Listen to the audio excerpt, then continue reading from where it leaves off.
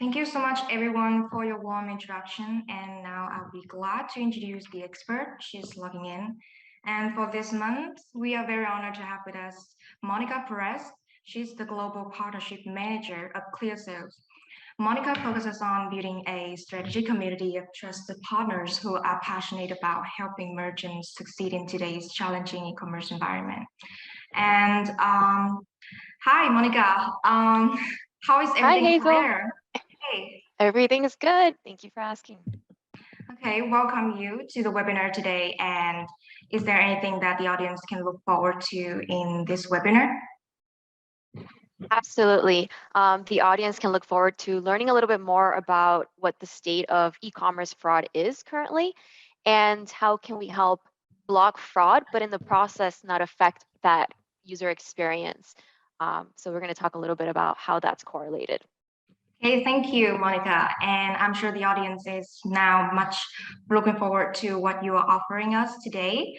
And let's wait no longer, and I'll hand over the stage to you, Monica. Excellent. Thank you. Allow me one moment and I will share my screen. All right, I think we're Yes. good to go. Okay, I can see it now. Excellent. So today we'll touch on how to enhance that user experience, which is so important for e-commerce businesses through utilizing the right fraud protection tool or program. So as we know, using the right e-commerce tools can really help give customers that red carpet experience that they expect when they visit your website. So we'll touch a little bit on what we do here at ClearSale and why we exist, also what that current state of e-commerce fraud is, and what is the impact that e-commerce fraud has on your business as a merchant. Also false declines, which this is that user experience culprit, and I'll touch a little bit more on that. And lastly, just a solution and some tips to help prevent the user experience to be impacted because of fraud. So just a little bit about us here at ClearSale. We've been fighting fraud globally for around 20 years now, which when you're a fraud prevention platform, the amount of years you're in business really matters because you really see it all within 20 years. We've worked not only in e-commerce, but other industries and verticals as well, such as with banks, payment institutions, even, for instance, like telecommunications as well. So we worked with clients of all sizes, businesses from SMB all the way to enterprise, because we really believe here at ClearSale that we want to help merchants scale their e-commerce business. And as they scale, we want to make sure they're protected against fraud. And so that's our main mission. Here are a few of our clients, just to name a few, but we also have a portfolio of over 4,000. I think now it's around 5,000. So excited to share a little bit more about what we do. In a gist, we're helping businesses, e-commerce businesses, in three major ways. One, obviously, we want to block fraud from occurring in the e-commerce website. So we don't want fraudulent transactions to be captured and processed on the website. Secondly, we want to make sure that in the process of blocking fraud, we're not rejecting real orders. So by doing this, we help merchants bring more revenue to the table because they see an increase in order approvals. And this is where we'll touch on that false decline piece that's the culprit in that and really damaging the user experience. A little bit more on that later. And lastly, we offer a guarantee. It's an optional guarantee to our merchants for all their orders. So this is really important, for instance, if they're selling internationally, which is exposing them to more fraudulent orders. If they sell, for instance, also high ticket items, this makes them a target for fraud. And so we give them a guarantee, which is essentially a peace of mind. Ship that product, and we guarantee the transaction should it results to be fraudulent. So it doesn't matter. There's no cap if it's whatever X amount that was lost. ClearSale reimbursement for that. So now fraud is Okay, for anyone who is interested in ClearSale's solution, we will put the link to the website in the comment box below to make sure you will check it out. So, Monica, you can continue with the slides. Thank you, Hazel. Okay. So fraud is definitely on the rise. Obviously, with e-commerce growing and more companies going online and that digital transformation, we see fraud just follows. And so what we're seeing in the space now, there's different tactics. There's definitely more fraudsters that are automating their tactics. Certain types of fraud, such as phishing scams, which I personally have been a victim of. We hear about breaches happening to a lot of well-known companies. For instance, last year, a cell phone carrier was breached and a lot of sensitive information was captured by fraudsters. And what happens is a lot of people don't know there's a direct correlation between these breaches and security and privacy issues we're seeing day to day in the news, because that trickles down to e-commerce. Reason being is all the sensitive information that's captured and stolen is then resold on the dark web. And so phone numbers, emails, all of that is then used to target e-commerce websites, credit card information. And so with this, we definitely want merchants to be protected, but it's also been more confusing than ever to detect fraud. So the question really is, when a business, an e-commerce business receives an order on their website, is it a real customer or is it a fraudster? So that is the challenge that a lot of e-commerce businesses are experiencing now.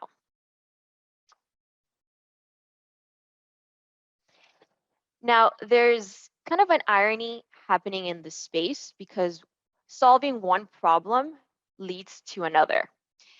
So one of the impacts of fraud occurring on your e-commerce business is chargebacks. That's a C word that really scares merchants because it affects their bottom line and their revenue, as you can see, with the fees that they incur, the cost of the goods lost, the shipping, the labor cost. Basically, chargebacks is, and I'll explain it in just for some of the audience members in case they don't know, is when the card holder files a claim with their issuing bank because maybe they don't recognize a transaction, a charge on their statement. And so what happens is that they really have, I believe, around on average 3 months to file this claim. So an order that comes in today in your e-commerce business, it's not necessarily, money that you can pocket, because in 3 months from now, they can file that chargeback. And when that happens, you as the e-commerce merchant, business owner, you have 45 days to dispute it and basically build a case as to why you shouldn't be having to return the goods, etc. So this is very damaging to the bottom line of the e-commerce business owner. Now, what happens is that the first reaction is, okay, I must block fraud on my website so I can prevent these chargebacks.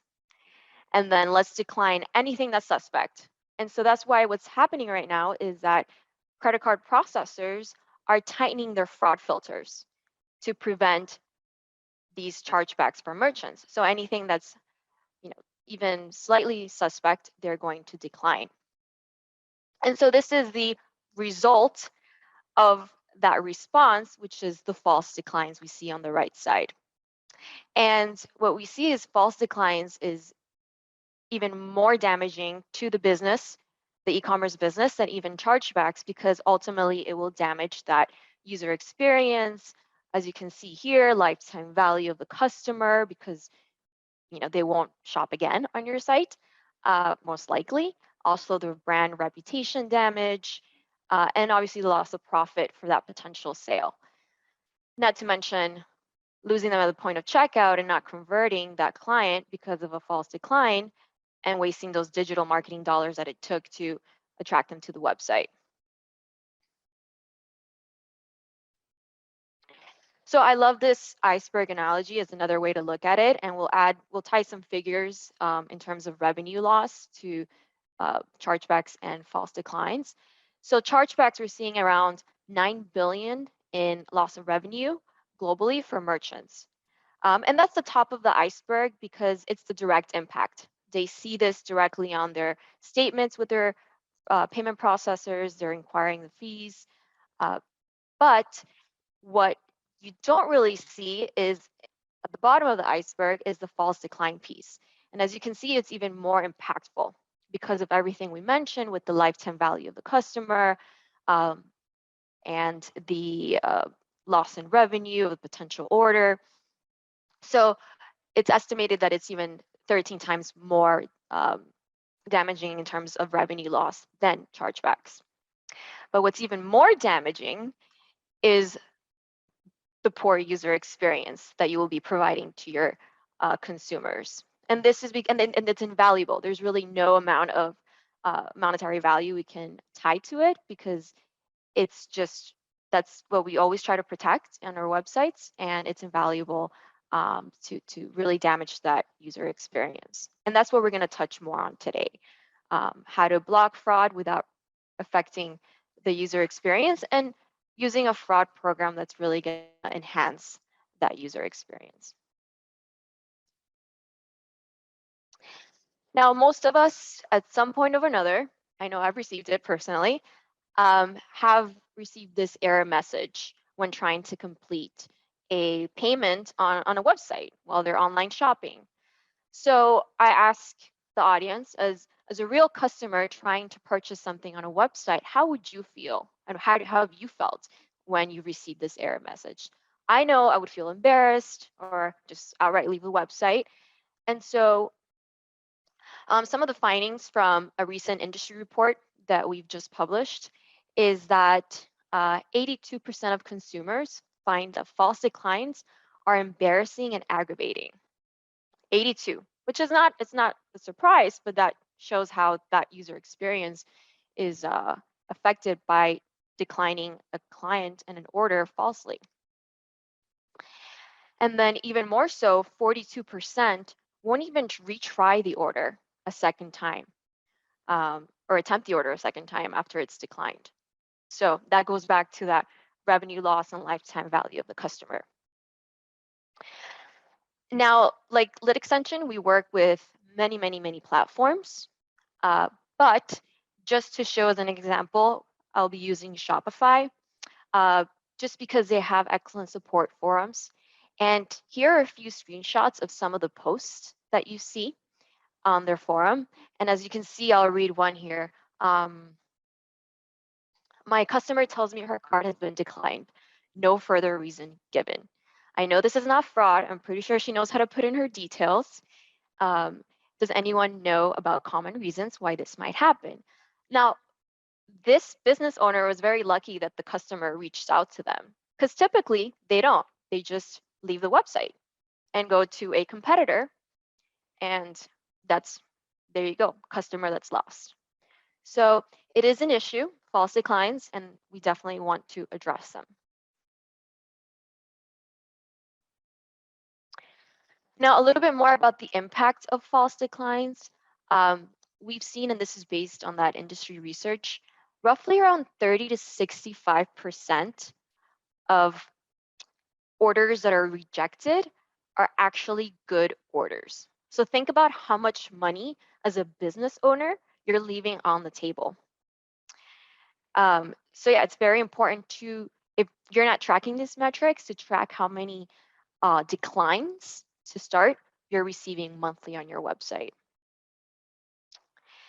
Also, I think an important metric here to highlight is the 28%. As we know, we live in a world where social media channels are very prominent. This is how it's positive and negative. It's positive in helping business owners put their brand out there and reach more audiences and regions and countries. But it's used to evaluate shopping decisions. So they'll look at reviews, at comments on your social media channels. And we see that roughly around 28% of consumers who are declined, falsely declined, will go ahead on social media and post negative reviews. So that's something to note because then that becomes a domino effect of affecting future purchases from other consumers that are there to look at reviews and comments, etc. So something to keep in mind. Okay, thanks, Monica, for covering that. And I had a question for you is that how do you guys work with the payment processors merchants have in place to accept payments? That's a good question. So with payment processors, we are what we call agnostic to payment processors. We can work with all payment processors because ClearSale comes as a pre-filter to the payment processor. So we work with payment processors by asking them to turn off their very stringent fraud filters. And that way we can do our fraud screening and flag any order that's suspect, but also, using our robust technology because we only focus on fraud protection. So we don't really have specific payment processors we work with. We work across any payment processor that the business owner is using. As long as there are funds in the account, we can do our analysis, and then we send the order if it's good to go to the payment processor to go ahead and accept, capture, and then the logistic flow to continue. Yes. Okay, thank you for your answers, Monica. Thank you, Hazel. Now that's a perfect segue to a solution, right? So you may ask yourself as an e-commerce business owner, well, why should I implement or invest in fraud protection program or tool if I'm going to lose more revenue rejecting orders, like real orders, in the process of blocking fraud? And then it's going to ultimately affect my user experience. Well, the solution is to really evaluate a program that is the right fit. You want to make sure that it's a fraud strategy that works best for your business needs. For instance, don't rely solely on the payment processor because they err on the side of caution. To avoid those chargebacks, they're going to decline more orders. And a lot of merchants see this as it's just the cost of doing business. But it really isn't. You want to make sure you have implemented a solution that's going to look at here are a few examples of some of the data points that robust fraud protection programs look at, such as obviously payment data, behavioral biometrics. For instance, if they're shopping on a mobile phone, we can see based on movements if it's a real person or a bot.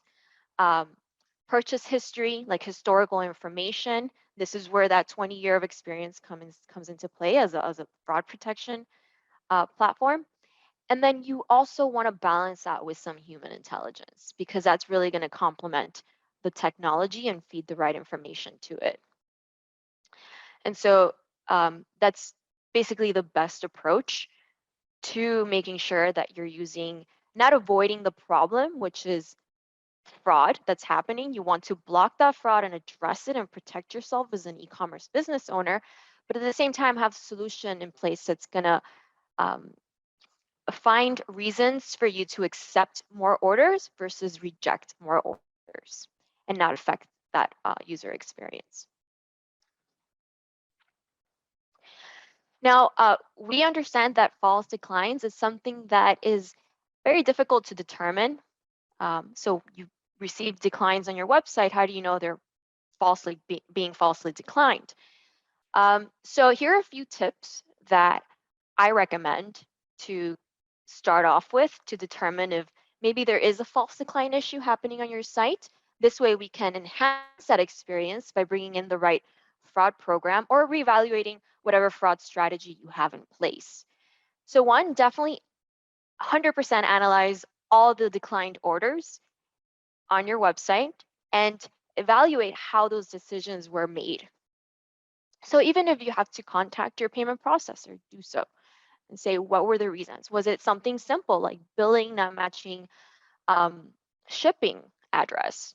That's a very basic reason, and it's happening a lot in these current times because of changes in buying patterns. A lot of consumers are staying in different countries, cities, staying with family, friends, working remote. So it makes sense.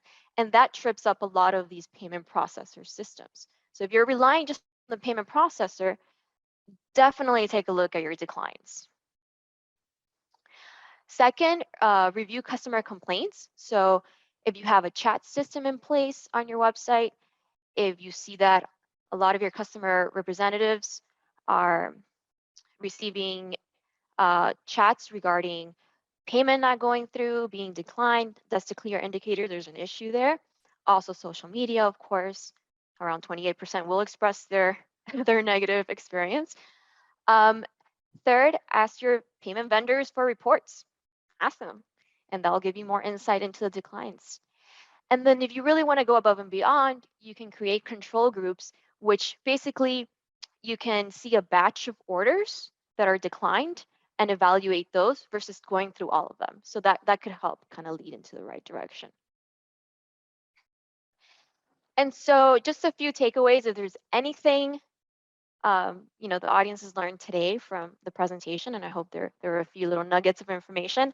One, question everything. So ensure that you have the right fraud strategy in place and program. So question the current approach you have. Question the current fraud program or tool you're using if it's beyond just the payment processor's decisions and filters. And make sure it's a program or tool that's working for you and not against you. Like I mentioned, the program is, I know here at ClearSale, we look for reasons to approve an order, not reasons to decline an order. And that mentality really helps us block fraud, but at the same time, increase those order approvals for clients. It's one of the first benefits they see when they work with us. And second, question everything. Yeah, analyze all the orders closely. So ensure that the real orders are not being declined in the process of blocking fraud. So if you like more information or would like an expert to help you analyze those numbers and see if there is a false decline issue happening on your site, after you go through the tips or want us to help you with the tips that we just shared, we're happy to go through that with you and identify any gaps in the program that you're using or your current KPIs that's getting in the way of your customers and revenue. And that's all I had for today. Okay. Hope it was helpful.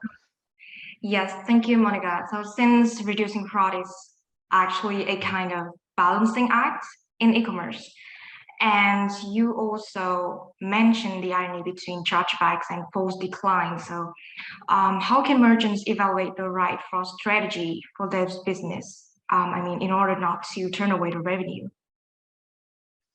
Absolutely. So definitely you want to have a system in place, a fraud program in place that's going to be robust enough to have all the technology that it needs to make automated decisions, because time is money. So AI, machine learning, the right algorithms in place. But with these times that e-commerce is changing, evolving, and so is fraud, we definitely need, as I mentioned, that human intelligence. So you want to have some type of review system, manual review system in place to complement that technology. And here at ClearSale, we have over 1,000 fraud analysts that do that. They give orders a second chance and complement the technology for orders that are flagged that look suspect. We'll never auto decline it. We'll make sure we take a second look at it and really decline it if it is fraud. So that's my advice, is definitely find a program that balances both technology, machine learning, AI, but at the same time is complemented by human intelligence, because ultimately it's that human intelligence that's going to feed back all the findings to the machine learning. Okay. So thank you for the suggestions, Monica, and for your incredible sharings too. Again, for anyone who is interested and has missed the last part, the key takeaway will be written down in the comment box also. And we'll also put the live streams video on YouTube in the next few days. So don't worry, guys, if you missed any important information. And with that said, we are going to open it up to Q&A and have a more productive conversation today. There are a few questions that I can see that the audience have submitted. Okay, so the first question is, does ClearSale work with all e-commerce platforms? Yes, Yes, we work with all the key e-commerce platforms, Shopify, Magento, WooCommerce, BigCommerce, basically any of the platforms that Lit Extension works with, we work with. Okay. And okay, so the second questions are certain verticals more targeted for fraud? Absolutely. There are verticals that, for instance, as a rule of thumb, if they sell high ticket items like electronics, jewelry, also items that are easy to resell, such as auto parts, uh, those are industries that are highly targeted. So electronics like phones, computers, and TVs, all that is easy to resell. So, but it's important to note that one of the fraud tactics that fraudsters use is called card testing. So what they do is they go to websites and then they test, and sometimes it's just automatically using bots, a ton of cards to see which one they get hit with. Typically, these cards are for these sites, excuse me, that they test the cards on are for lower amounts. And then once they get a hit with a credit card, they'll use that on for bigger purchases such as like electronics, etc. So it's important to note that nobody's safe in the e-commerce world because these obviously this card testing is going to affect everybody and really skew numbers for other businesses, even if their products are not considered high risk or highly targeted by fraudsters. Okay, thank you for your answers, Monica. And the third question is, what is the process for a merchant to integrate ClearSale on their e-commerce website? Excellent. So for all the top e-commerce platforms, we are in their marketplace. You can find us. We have an extension app ready to go. It's a plug and play, so very seamless to integrate. There's no coding necessary, very easy. But we also do have an API. So if your business is using a very custom website build, we can also work with you. Okay, and I'm gonna pick the last questions from the comments. Is manual review important to prevent false declines? Yes. Yes, definitely we want to automate as much as possible the whole process and flow of accepting payments on your website. But as I mentioned, with the changes in e-commerce and fraud evolving, e-commerce evolving, to stay up to date, you need that human intelligence. So that manual review piece is important to feed back to the technology and help then prevent those types of attempts to happen and occur in the future. So it's important to just figure out which orders would qualify to do the manual review piece, and this is where a fraud prevention program tool will come into place. Okay, that's very fantastic. Thank you, Monica, for your incredible answers. And unfortunately, that brings us to the conclusion of webinar today. And New Year is happening now, and even in Asia, we are going to celebrate the Lunar New Year. And this is one of the most profitable times of the year for merchants running business in Asia. And there was no doubt that in 2021, due to the constant changes of COVID-19, we received huge traffic of visitors to our online stores. But when e-commerce explodes, so will online fraud. So therefore, I believe that the previous sharing from you, Monica, will definitely be some best takeaways for merchants and fraud prevention teams as well. And to the audience, thank you so much for your engagement questions. We cannot answer all of them, unfortunately, but don't worry. We'll get back to you and respond as soon as possible. So you can start in your questions even after the live stream ends. And again, we're all learning as we go along. And I'd like to sincerely thank you, Monica and ClearSale, for attending today.